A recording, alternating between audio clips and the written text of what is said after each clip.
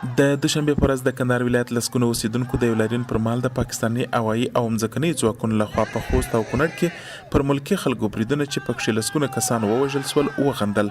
لاریون کوونکو وویل د پاکستان دا ډول بریدونه باید نور بې جوابه پاتې نسي او په برید کې د وژل سوو ملکیانو پوښتنه وسي. هدف د لاریون دا دی چې پاکستان باید دغه برید جواب ووایي او خپل بریدونه نور د بېګناه افغانانو او د افغانستان پر حریم باندې باید نور تجاوز ونه کړي. هر تیری غندور دا که رژیمونه به بدلیږي را بدلیږي، موږ په افغانستان کې د هر رژیم سره ولاړ یو د افغانستان د دفاع دپاره او د بهرنیانو یا د پردو د استخباراتو د هغو هېڅ ډول مداخله په افغانستان کې نه منو.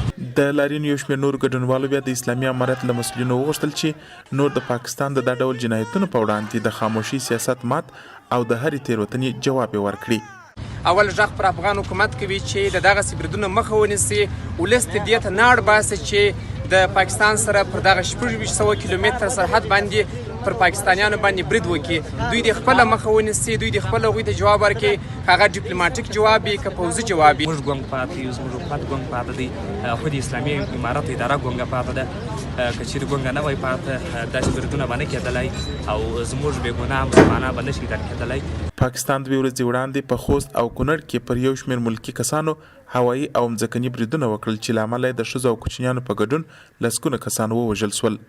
طالبانو د برید په غبرګون کې کابل کې د پاکستان سفیر هزار او له پاکستان څخه وغوښتل چې نور د افغان حکومت زغم ونه ازمويي.